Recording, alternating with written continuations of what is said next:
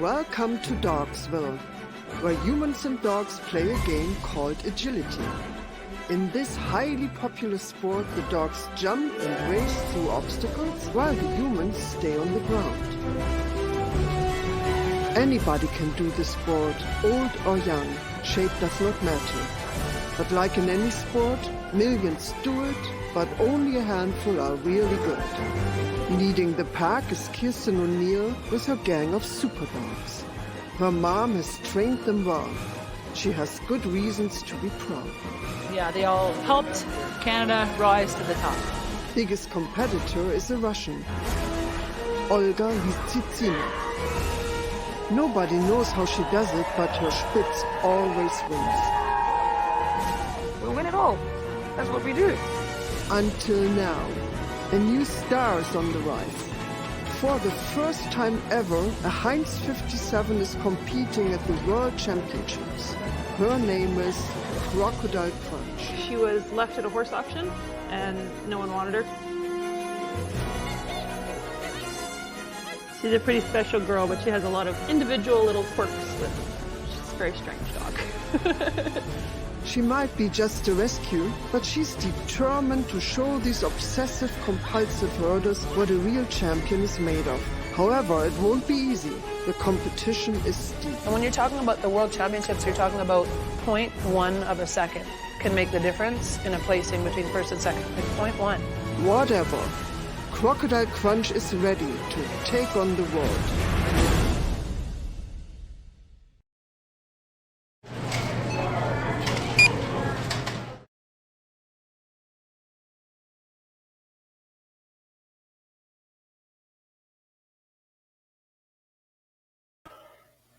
Bueno, buenas tardes, bienvenidos a esto que es la cuarta edición del Pet Film Festival Tepoztlán. Esta es la sesión inaugural. Acabamos de ver el tráiler de esta maravillosa película, Dogsville, que será la película con la que inauguramos esta edición, que como saben está dedicada a los primates, pero bueno, escogimos esta película pues porque es muy, muy bonita. Estará disponible a partir de hoy y hasta el día domingo que termine el festival. Y bueno, la conversación de hoy es especial porque tenemos la presencia de la directora precisamente de Dogsville, Rosvita Dransfeld, que me acompaña. Entonces, a partir de este momento voy a empezar a hablar en inglés y voy a tratar de traducir un poco. So, Rosvita, thank you so much for being here. I was just telling before you entered that we are very happy to have you. You are the director of the Dogsville or opening film, and I will try to translate a little bit our conversation because we have this Spanish speaking audience, so I will try to do my best to translate everything. But thank you so much for being here, Rosvita. Yeah, and I'm sorry that I do not speak Spanish. So I speak German, French, and English, but no Spanish. Sorry for that. And I'm happy. I'm happy to be invited, and I hope you all enjoy the film. Yeah, your film is amazing. I just want to start to ask you about how did you find these unusual subjects. The dogs. These three dogs are very amazing. We just fell in love on Crocodile Crunchy. This is just lovely. How do you find these lovely dogs? Oh, it all started with me. I have dogs, and I love dogs, and somebody told me about agility, and for some reason, in North America and Canada, the place where I live, Edmonton, is really the hot spot for dog agility. So this is where most of the world champions come from.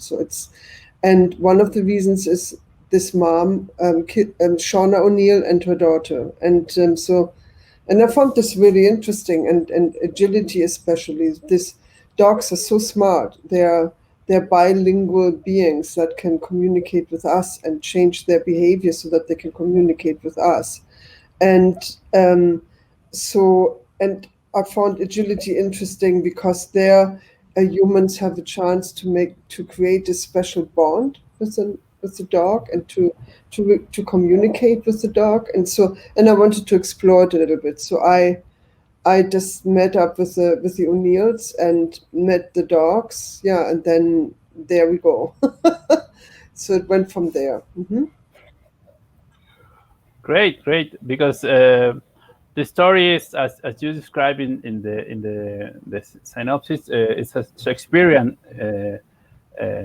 way of telling stuff, because you cannot imagine how complicated can be this agility world, right? Yeah. Because there is not only there is always a human component, which sometimes they broke everything. Humans broke everything, broke Yeah. the laws of nature, broke Yeah. whatever they touch. Humans just and you way you're telling this story is really I find it really magical, because you really appreciate the love of the dogs that the dogs have for their humans. They just want to have fun, and Yeah. how humans are just Yeah, I just so you know. Yeah, so the humans are just obsessed with yeah. Sorry.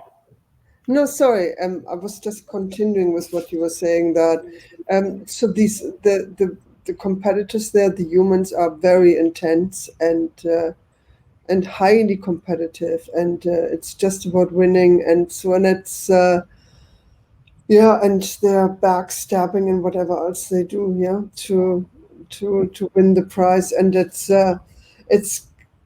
not the nicest picture of human beings, maybe.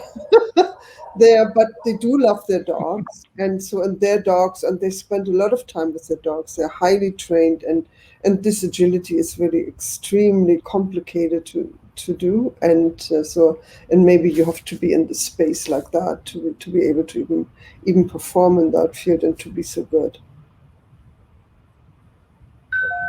Yeah, it's a fascinating world. I never imagined that Canada is always on the top places. Do you know much about the agility world before you start this project? No, nothing at all. So I did some courses with one of my dogs, Sola. She's a Portuguese water dog, and she liked it, but it was clearly she wasn't interested in running as fast as she could. So she's just a very laid back dog, and she prefers swimming and diving. So it was not really for her, and so. But I did take some courses to start to understand it, and I still don't. So, and I just gave up on this, and this filmmaking was really a difficult journey, because the moment we arrived in Amsterdam, in the Netherlands, yeah, the the O'Neills were just only focusing on winning and running their dogs. So not that I really lost total access. I did have access, but it was impossible, for example, to do an interview with them and things like that. So while I was then in the Netherlands, I just had to change my plans. I wanted to make it a very close film about Crunchy and his two buddies, and so instead this didn't work out. So I just then opened it up to the competitors so that I would get the different nationalities telling me how they do it, and I found this really, really amazing. So how different they look at agility and their dogs, and look at this competition. It's a really cosmic thing. Everyone understand different the dogs. I really have on my mind this words of this British lady: ask a dog advice and you'll be wise. Yeah. That's wonderful. That's wonderful. And I'm just trying to tell a little bits of the movie to encourage the people. Don't miss it, because you have the chance to see it, and it's really wonderful film. So you have dogs. Let's get serious. Tell me about your dogs. About my dogs. One is Sola. She's 4 years old, turning 5 soon. She's a Portuguese water dog, and then she has a best friend. So this is not really my dog, but he spends most of the time with us. But because his owners are pretty busy, and he's a Portuguese water dog as well, and his name is Romeo. And Romeo and Sola are best friends, and they.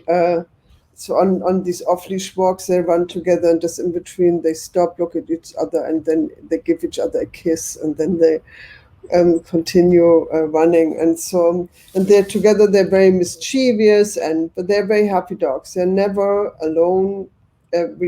So because I have a studio where I can take them, so they're always entertained and walked and so on. I think they are very, very spoiled dogs. Yeah, so they are.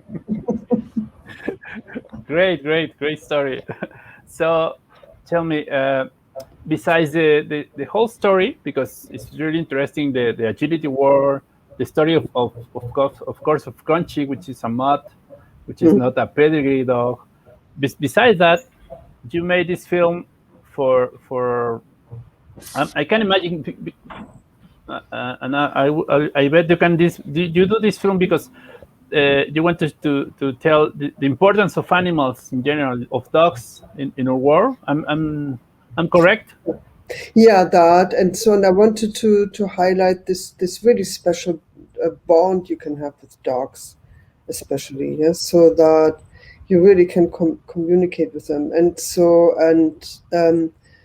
and they will do anything to please you. And they're smart. So there's so many things, and this bond between humans and other animals, we're animals too, and so I find this fascinating, and I'm just making another film about that, but not with dogs, and I think this is something we are all yearning, so this connection, and with animals, because we are part of it. We forgot about it, but we are part of the animal world, and we have just stepped out in a way, and I think then these connections we can have with pets, or sometimes maybe even unique experiences in the wilderness with animals. This reminds of us in a way of who we are. Yeah, you're right.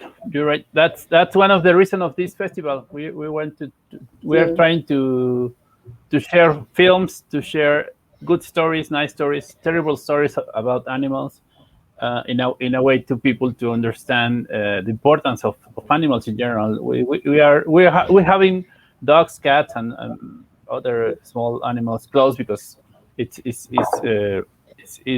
maybe it's easier, maybe it's better, I don't know.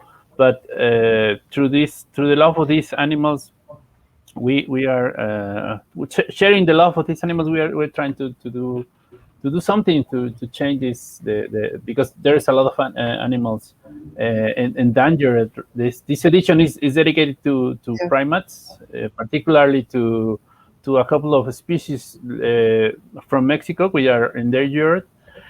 So films like yours help us to change of the way of we see the animals, because you really capture that bond. It's really amazing how they explain you, how the handlers explain the way if you move a little bit, they read everything. It's amazing how they can do that. They're in the middle of the run, in the middle of the jump. They're just pending of what moves you are doing. What dogs are amazing. And your film portrays that's the spirit of them. Yeah, and so then one has to keep in mind the humans. They had a chance to study the course, and to memorize it. And when the dogs step in the arena there, they don't know anything. They have never seen the course before, right? And so they totally depend on the handler, So and every kind of sign they make and so on, and they make mistakes too, as you can see in the film, right? And so there might be sometimes subtle, but yes. So then dogs get disoriented, and so they merely look at the humans like, "What are you doing there? Why can't you do it properly?" It's wonderful to see. Yeah. Amazing.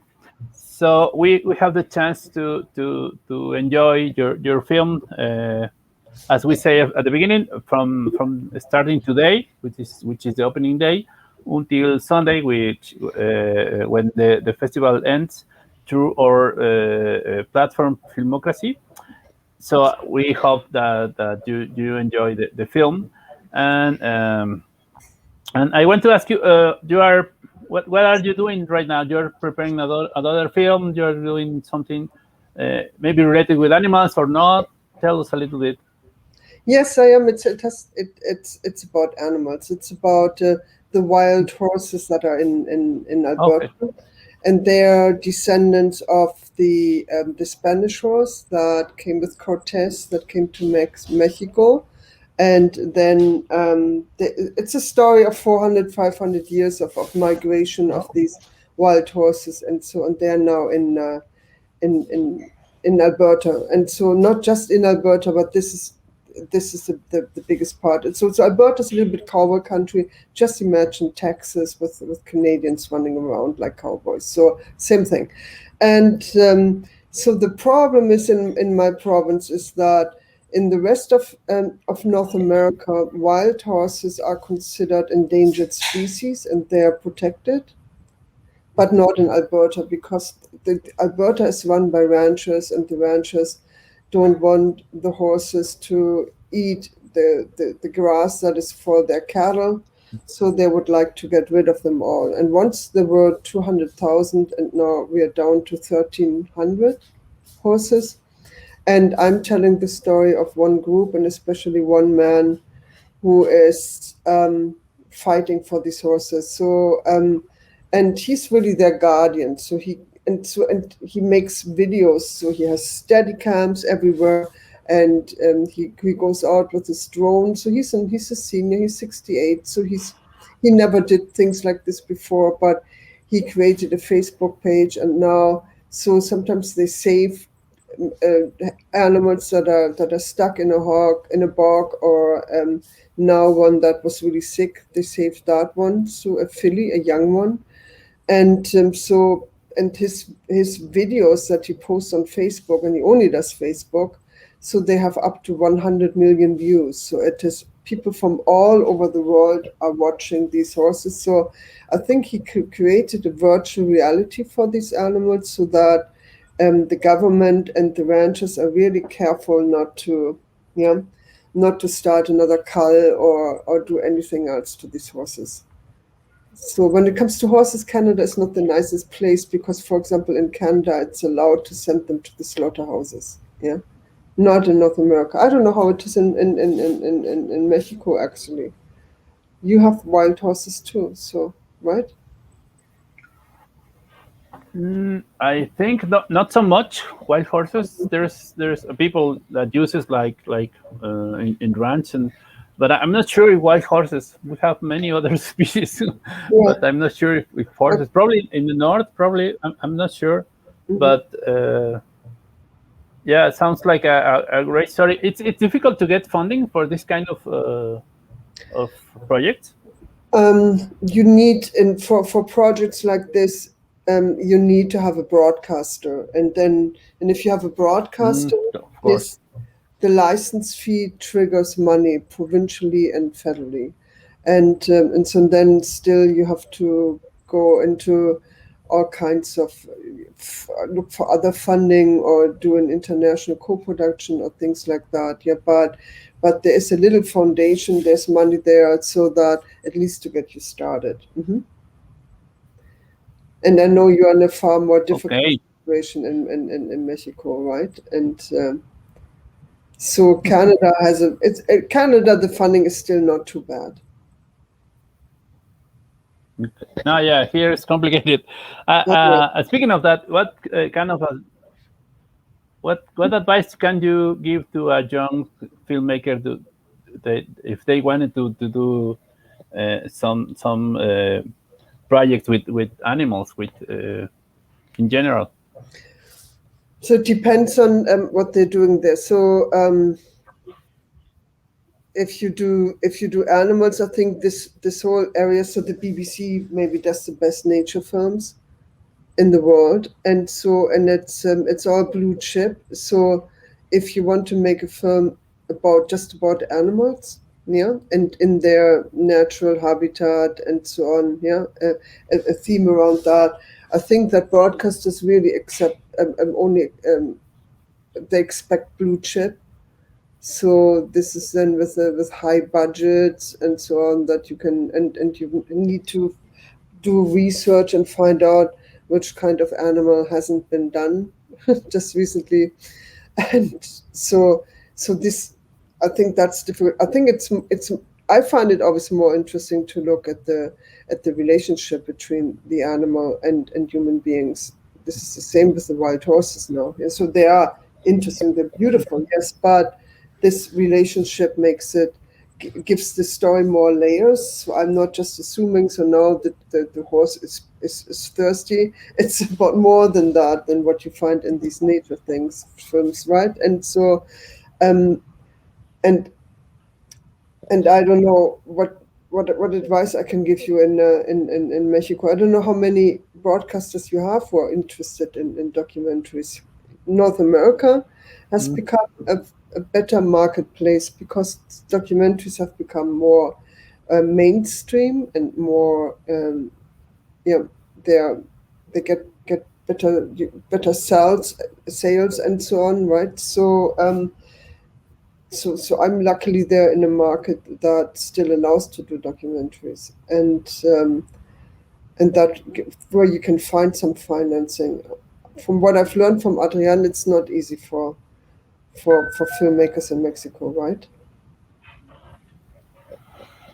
Yeah, it's complicated over here, but yeah, you're right. Probably exploring topics around animals, not like you are doing, the bond, the relationship between species can be more interesting.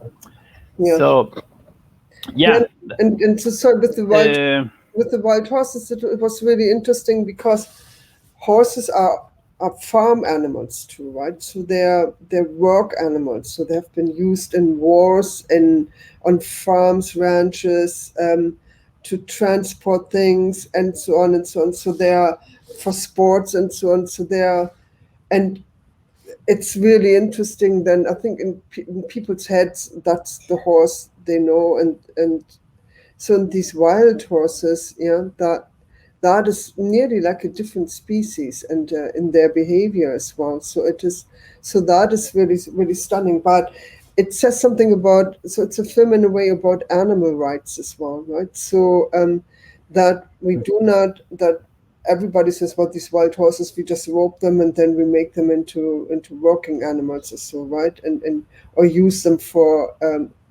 any other way. And so, and now this man, he wants to keep them wild. He wants to keep them wild. And so that they have their own society, their own life out there in the eastern slopes of the Rocky Mountains, in the foothills there. So in a way, it's a film about animal rights, because it is saying because we have to learn to accept other animals and the societies they live in and their right to live on their own terms. And so